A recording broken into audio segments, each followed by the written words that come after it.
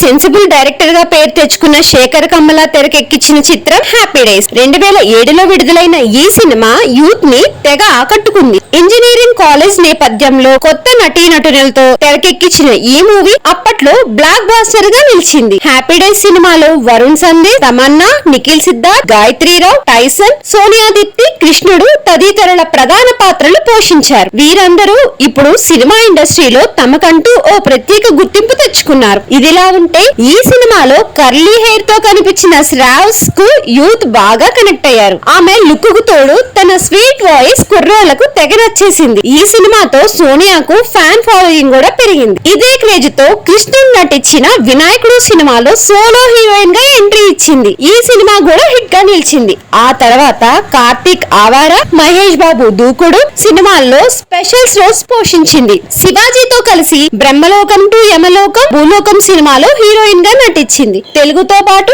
కొన్ని తమిళ, కన్నడ సినిమాల్లోనూ నటించింది సోనియా. అయితే ఆ తర్వాత ఉన్నట్టుండి సినిమాలకు దూరమైంది అందాల తార. చివరిగా 2016లో చిన్ని చిన్ని ఆశలు నాలుగు రేగినే అనే సినిమాలో కనిపించింది. అయితే చాలా రోజుల తర్వాత అనుష్క, నవీన్ పొలిశెట్టి హీరో హీరోయిన్లుగా నటించిన మిస్ శెట్టి మిస్టర్ పొలిశెట్టి సినిమాలో ఒక కీలక పాత్రలో మెరిసింది సోనియా దీప్తి. ఇదిలా ఉంటే మిస్ శెట్టి మిస్టర్ పొలిశెట్టి సినిమాలో ప్రమోషన్ లో చురుగ్గా పాల్గొన్న సోనియా దీప్తి ఆ తర్వాత సైలెంట్ అయిపోయింది. సోషల్ మీడియాలోనూ పెద్దగా కనిపించడం లేదు. ఇవాళ ఆమె పుట్టినరోజు సందర్భంగా అభిమానులు, నెటిజన్లు సోనియాకు పుట్టినరోజు శుభాకాంక్షలు తెలుపుతున్నారు.